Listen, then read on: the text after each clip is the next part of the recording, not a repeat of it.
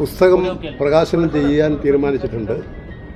അത് മുഖ്യമന്ത്രിയുടെ പരിപാടി ചോദിച്ചു, മുഖ്യമന്ത്രി പരിപാടി അനുവദിച്ചു. അതനുസരിച്ച് നവംബർ മാസം 3-ാം തീയതി വൈകുന്നേരം 4 മണിക്ക് നമ്മുടെ ടൗൺ സ്ക്വയറിൽ അവിടെ പ്രത്യേകം സജ്ജമാക്കിയിട്ടുള്ള ഒരു ഹാളിൽ പ്രകാശനം ചെയ്യാം എന്നാണ് ഉദ്ദേശിക്കുന്നത്. നമ്മുടെ മലയാളത്തിൻ്റെ അഭിമാനമായിട്ടുള്ള ചെറുകഥാകൃത്ത് ടി പപ്പേട്ടൻ അത് ഏറ്റുവാങ്ങും. ആ അവസരത്തിൽ പ്രമുഖരായിട്ടുള്ള പല വ്യക്തിത്വങ്ങളും ആ പരിപാടിയിൽ സംബന്ധിക്കാൻ വേണ്ടി ക്ഷണിച്ചിട്ടുണ്ട്. പൊതുവെ എല്ലാവരും താല്പര്യപൂർവ്വം അതിൽ പങ്കെടുക്കും എന്നാണ് ഞാൻ പ്രതീക്ഷിക്കുന്നത്. പുതിയ രാഷ്ട്രീയ സാഹചര്യം വരുന്ന വഴിക്ക് അപ്പോഴാണ് നിരീക്ഷിക്കുക. ഈ യഥാർത്ഥത്തിൽ ഈ കട്ടൻ ചായയും പരിപ്പോടയും എന്ന് മാധ്യമക്കാരുടെ സൃഷ്ടിയാണ് ആ വാക്ക് തന്നെ. ഞാൻ DYFIയുടെ ഒരു വില്ലേജ് ഒരു പരിപാടിയിൽ മോറാട ഹൈസ്കൂൾ പങ്കെടുത്തപ്പോൾ അവിടെ പറഞ്ഞു, മാറ്റങ്ങൾ സംഭവിച്ചുകൊണ്ടിരിക്കുകയാണ്, ലോക സാഹചര്യം മാറുകയാണ്. ആ മാറ്റത്തിനനുസരിച്ച് കമ്മ്യൂണിസ്റ്റ് പാർട്ടിയും ലോകരാഷ്ട്രീയത്തെ നിരീക്ഷിച്ചുകൊണ്ട്, ഇടതുപക്ഷ പ്രസ്ഥാനങ്ങൾ ലോകരാഷ്ട്രീയത്തെ നിരീക്ഷിച്ചുകൊണ്ട്, ശാസ്ത്രീയമായി അപഗ്രഥിച്ചുകൊണ്ട് നടപടികൾ സ്വീകരിച്ച് പ്രവർത്തനങ്ങൾ ആവിഷ്കരിച്ച് മുന്നോട്ട് പോകും. ഒരു കാലത്ത് കമ്മ്യൂണിസ്റ്റ് പാർട്ടിക്ക് ആഫീസ് എന്ന് പറയുന്നത് ചിന്തിക്കാൻ കഴിയുന്നതല്ല. കാരണം കമ്മ്യൂണിസ്റ്റ് പാർട്ടി നിരോധിക്കപ്പെട്ട പാർട്ടിയായിരുന്നു. കുറേ കാലം കമ്മ്യൂണിസ്റ്റ് പാർട്ടിയുടെ സഖാക്കൾ ഒളിവിലായിരുന്നു. പിന്നെ കുറച്ചു കാലം പുറത്തു വന്നു. ഇന്ത്യൻ സ്വാതന്ത്ര്യ സമര കാലഘട്ടത്തിൽ കമ്മ്യൂണിസ്റ്റ് പാർട്ടി നിരോധിച്ച പാർട്ടിയാണ്. ഇന്ത്യൻ സ്വാതന്ത്ര്യത്തിന് വേണ്ടി ത്യാഗം സഹിച്ച നേതാക്കൾ സ്വാതന്ത്ര്യ ദിനത്തിൽ ജയിലിനകത്തായിരുന്നു. പിന്നെയും എത്രയോ കഴിഞ്ഞതിന് ശേഷമാണ് അവർ പുറത്തിറങ്ങിയത്. ഇന്ത്യൻ സ്വാതന്ത്ര്യത്തിന് ശേഷമാണ് ഇവിടെ കോൺഗ്രസ് പാർട്ടി പലരെയും കൊല ചെയ്തത്. ഇപ്പം നമ്മുടെ പാടിക്കുന്ന് 1950 ജയിലിൽ നിന്ന് 2 പേരെ കോൺഗ്രസ്സുകാരെ ഇറക്കിക്കൊണ്ടുവന്നു, ജാമ്യത്തിലെടുത്തു. ജയിലിൽ റിമാൻഡ് ചെയ്തതാണ്. ഒരാളെ പോലീസ് ക്യാമ്പിൽ നിന്ന് പിടിച്ചുകൊണ്ടുവന്നു. ഈ 3 ആളുകളെയും പാടിക്കുന്നിൽ കൊണ്ടുപോയി നിർത്തി വെടിവെച്ചു കൊല്ലുകയായിരുന്നത് സ്വാതന്ത്ര്യത്തിന് ശേഷമാണ്. ഇങ്ങനെ ഒട്ടനവധി സംഭവങ്ങൾ നമ്മുടെ രാജ്യത്തുണ്ടായിട്ടുണ്ട്. കമ്മ്യൂണിസ്റ്റ് പാർട്ടി കാലോചിതമായ നിലയിൽ വിലയിരുത്തി പ്രവർത്തിക്കും. ഒരു കാലത്ത് കമ്മ്യൂണിസ്റ്റ് പാർട്ടിക്ക് ആഫീസോ ഒന്നും ചിന്തിക്കാൻ കഴിയില്ല. അന്ന് അതിനനുസരിച്ച് പിന്നീട് കമ്മ്യൂണിസ്റ്റ് പാർട്ടി സാഹചര്യങ്ങളെ വിലയിരുത്തി. എന്നാൽ ഞങ്ങളുടെ എതിരാളികൾ ആഗ്രഹിക്കുന്നത് ഞങ്ങളിങ്ങനെയൊന്നും പ്രവർത്തിക്കാൻ പാടില്ല, കുളിക്കാൻ പാടില്ല, ഇങ്ങനെ പാടില്ല, അവിടെ ഇവിടെയും പോയി കുത്തിരിക്കണം, മുടിയും താടിയും പടത്തി നടക്കണം. ഇങ്ങനെ കമ്മ്യൂണിസ്റ്റുകാർ വളരാനും വികസിക്കാനും ആഗ്രഹിക്കാതെ പഴയതുപോലെ ഈ കട്ടൻ ചായയൊക്കെ കുടിച്ച് വീടിയും വലിച്ച് നടക്കണം എന്നാഗ്രഹിക്കുന്ന വലതുപക്ഷ ശക്തികളുണ്ട്, പാർട്ടി വിരുദ്ധന്മാരുണ്ട്. അവരുടെ ഉദ്ദേശം പാർട്ടിയെ കാലോചിതമായി ഉയർത്തിക്കൊണ്ടുവരരുത് എന്നുള്ളതാണ്. അതല്ല ഇന്നത്തെ കാലം ശാസ്ത്രീയ വശങ്ങളെ നിരീക്ഷിച്ചുകൊണ്ട് പ്രവർത്തിക്കുന്ന പാർട്ടിയാണ് കമ്മ്യൂണിസ്റ്റ് പാർട്ടി എന്ന് മാർക്സിസ്റ്റ് എന്ന് ഞാൻ ആ യോഗത്തിൽ പറഞ്ഞതാണ്. ആ പ്രസംഗിച്ചതിനെയാണ് തെറ്റായി വ്യാഖ്യാനിച്ച് അവരുടെ എന്തോ ലക്ഷ്യം, അതും അവർക്കും വ്യക്തതയില്ല എന്നാണ് എനിക്ക് പിന്നീട് മനസ്സിലായത്, അങ്ങനെ പ്രസംഗിച്ച് നടന്നിട്ടുള്ളത്. എന്താണ് രാഷ്ട്രീയം, എന്താണ് അതിൻ്റെ വശം എന്ന ക്ലാസ്സിൽ വിശദീകരിക്കുകയാണ് ചെയ്തത്. ജയരാട്ടായി നമ്മൾ തദ്ദേശ തെരഞ്ഞെടുപ്പിലും വരുന്നു. അപ്പോൾ ജയരാട്ടനും പരിപാടികളിലെല്ലാം വളരെ സജീവമായി പങ്കെടുത്ത്. ഞാൻ എപ്പോഴും സജീവമാണല്ലോ. പൊതുപരിപാടികളിൽ ഇപ്പം വളരെ സജീവമാണ്. പേരാമ്പ്രയിൽ എല്ലാ സ്ഥലത്തും ഞാൻ സജീവമാണ്, എപ്പോഴും സജീവമായിരുന്നു. ഈ പേരാമ്പ്രയിൽ നടന്ന പൊതുപരിപാടിക്കിടെ വലിയ രീതിയിലുള്ളൊരു പ്രസംഗം ഇപ്പോൾ സമൂഹ മാധ്യമങ്ങളിൽ ചർച്ചയായതിന് പിന്നാലെ UDF നേതാക്കൾ അത് വലിയ രീതിയിൽ EP ജയരാജൻ ഭീഷണി മുടക്കുകയായിരുന്നു. EP ജയരാജൻ ഈ പാർട്ടിയിൽ നിന്ന് അവഗണിക്കുകയാണ്, അതിന് നേതൃത്വം നൽകിയത് സജി ചെറിയാൻ ഉൾപ്പെടെയുള്ള മറ്റ് നേതാക്കളാണെന്ന് തുറന്നു പറയുകയാണ്. അപ്പോൾ അങ്ങനെ അവഗണിച്ചിട്ടുണ്ടെങ്കിൽ അത് പാർട്ടി പരിശോധിക്കേണ്ടതല്ലേ? CPMന്റെ ഒരു മുതിർന്ന നേതാവ് ഇങ്ങനെ ഒരു തുറന്നു പറച്ചിൽ നടത്തുമ്പോൾ ഇതിൽ സുധാകരൻ പറഞ്ഞത് എന്താണെന്നും അതിൻ്റെ ഉദ്ദേശം എന്താണെന്നും എനിക്ക് നിങ്ങളോട് പറയാനുള്ളത്, നിങ്ങൾ നല്ല പത്രപ്രവർത്തകരല്ലേ, അദ്ദേഹത്തോട് തന്നെ ഒന്ന് വിളിച്ച് ചോദിക്കും. അദ്ദേഹത്തിൽ നിന്ന് തന്നെ ആ മറുപടി പ്രതീക്ഷിക്കാം. അദ്ദേഹം ഏത് സാഹചര്യം എന്ത് പറഞ്ഞു എന്നും എനിക്ക് പറയാൻ പറ്റില്ല. അങ്ങനെ ഈ കേട്ട് വർത്തമാനത്തിൻ്റെ മേലെ എന്നെപ്പോലെയുള്ള ഒരാൾ ഒരു മറുപടി പറയുന്നത് ശരിയായിരിക്കില്ല. അതുകൊണ്ട് നിങ്ങൾക്ക് തന്നെ മാധ്യമ സുഹൃത്തുക്കൾ, നിങ്ങൾക്കവിടെ നിങ്ങളുടെ എല്ലാം ഈ മാധ്യമങ്ങളും അവിടെയുണ്ട്. നിങ്ങളെപ്പോലെ തന്നെ നല്ല വിശുദ്ധന്മാരായിട്ടുള്ള ചെറുപ്പക്കാരൊക്കെ മാധ്യമരംഗത്ത് അവിടെയുണ്ട്. അവരോട് പറയൂ, സുധാകരൻ അല്ല, അതാണ് ഞാൻ ചോദിക്കുന്നത്. എന്താ പറഞ്ഞത്, എന്ത് കാര്യം, എന്താ, അതെല്ലാം പറഞ്ഞാൽക്കല്ലേ അറിയൂ. ഈ ജി അത് നിങ്ങൾ അദ്ദേഹത്തോട് പോയി ചോദിക്കൂ. സുധാകരനെതിരെയുള്ള സൈബർ ആക്രമണമെങ്കിലും തള്ളിപ്പറയേണ്ടതല്ലേ? ഈ സൈബർ ആക്രമണം ഈ കാലഘട്ടത്തിൽ ഒരു രീതിയായി വന്നിരിക്കുകയാണ്.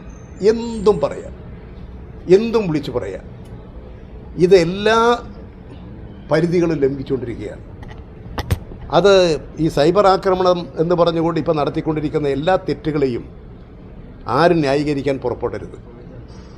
ഇത് നമ്മുടെ നാടിനെ അങ്ങേയറ്റം അബദ്ധത്തിലേക്കും അപകടത്തിലേക്കും കൊണ്ടുചെന്നെത്തിക്കും.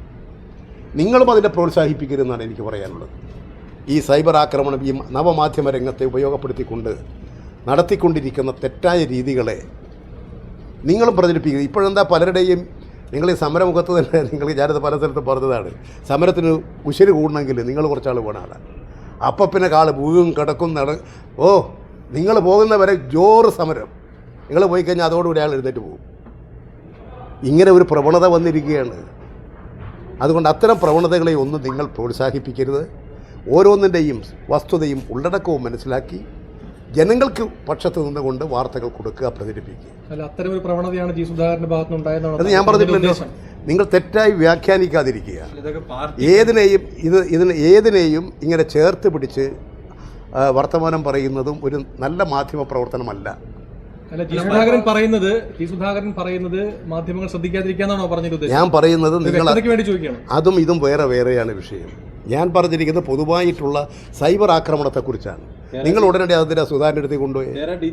അതാണ് ഒരു നേരെയുള്ള രാഷ്ട്രീയം അല്ലെങ്കിൽ നേരെയുള്ള മാധ്യമ പ്രവർത്തനമാകാത്തത്.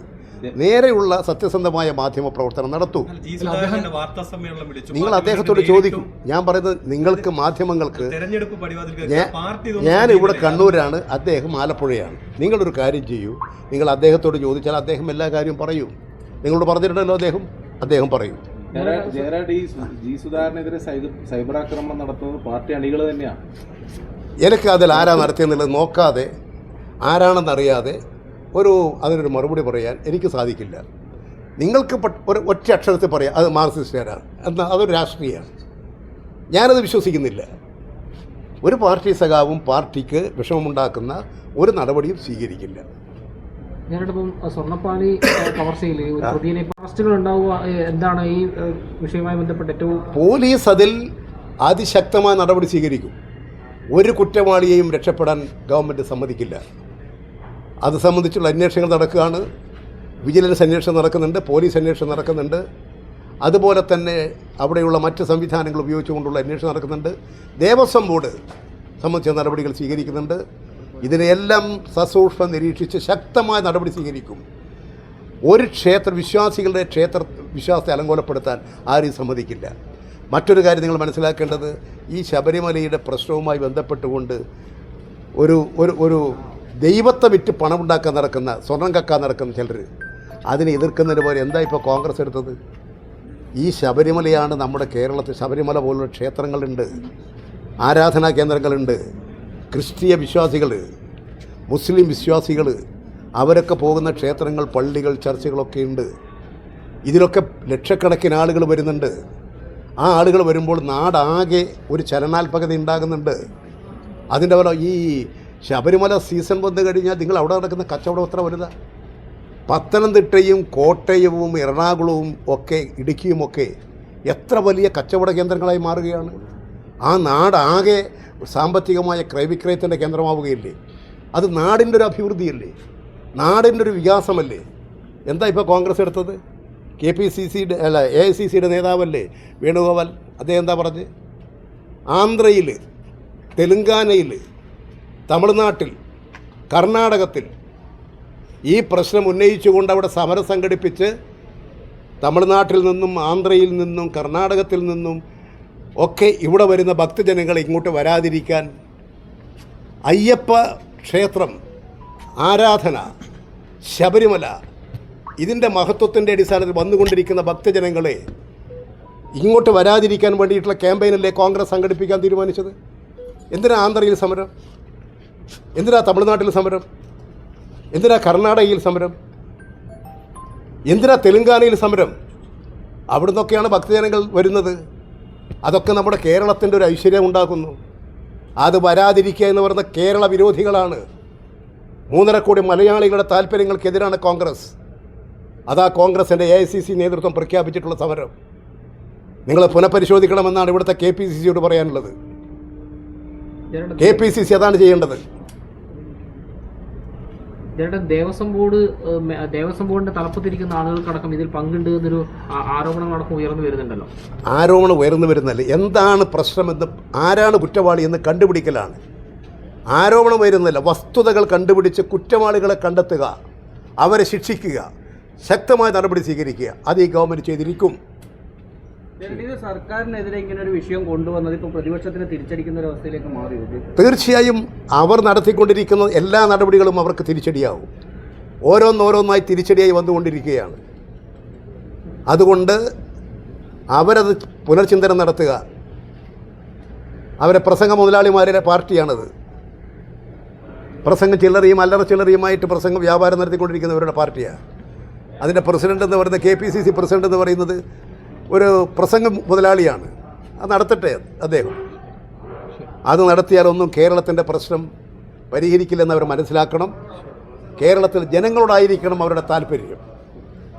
ആ ചിന്തയിലേക്ക് വരാൻ കോൺഗ്രസ് നേതൃത്വം തയ്യാറാകണം എന്നാണ് അവരോട് എനിക്ക് അഭ്യർത്ഥിക്കാനുള്ളത്. അതില്ലേ, എല്ലാവർക്കും നമസ്കാരം. കേട്ടോ.